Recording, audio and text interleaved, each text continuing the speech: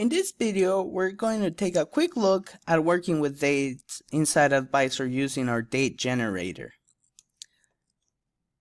Let's get started. I want to go in here into author mode and go to format dates under condition data. This brings up this wizard that's very easy to use. I can just pick the table I want to use. So in here I'm looking at some manufacturing data, and maybe I want to look at the volume of orders by different time periods. So automatically when I select the table, this gets populated with date fields only.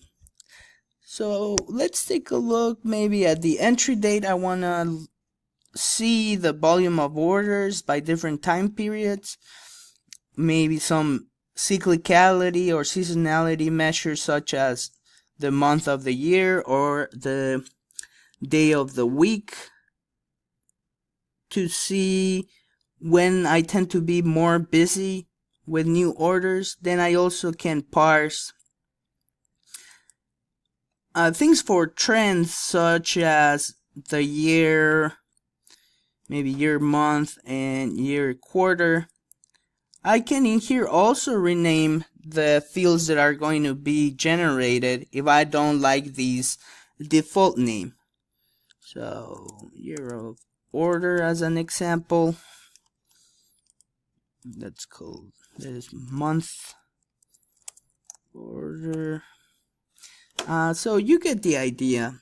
Then in here I can select OK, and that is going to add all those fields to my data. Just to give you a quick look into what was created, I can add a new page. Call this dates.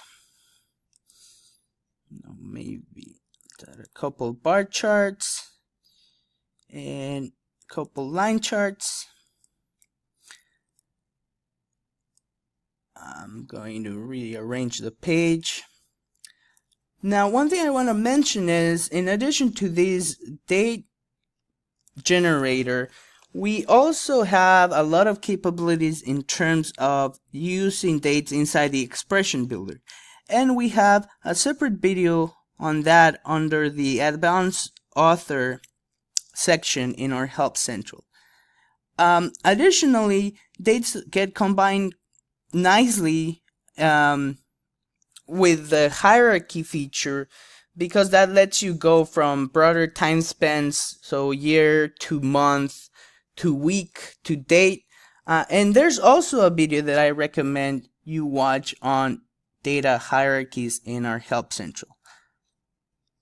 Our main focus in here, it's the date parser, so I will just show you the results. So I see the fields that were created, so I can quickly do an entry date by weekday.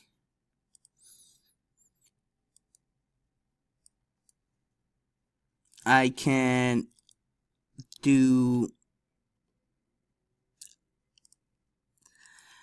the entry date by the month. So, this gives you an overview through the whole span of data,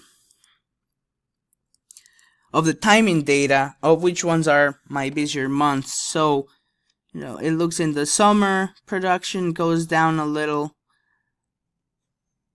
And then I can use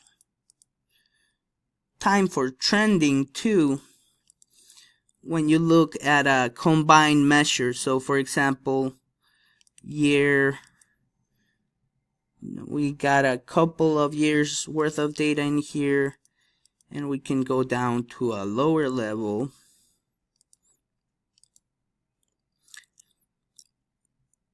Maybe year plus month. Okay, so that was a quick dig into the date generator. Like I said, I recommend you look at some of our other videos, such as the date expressions and the data hierarchies, which complement these feature nicely. Hope this was helpful.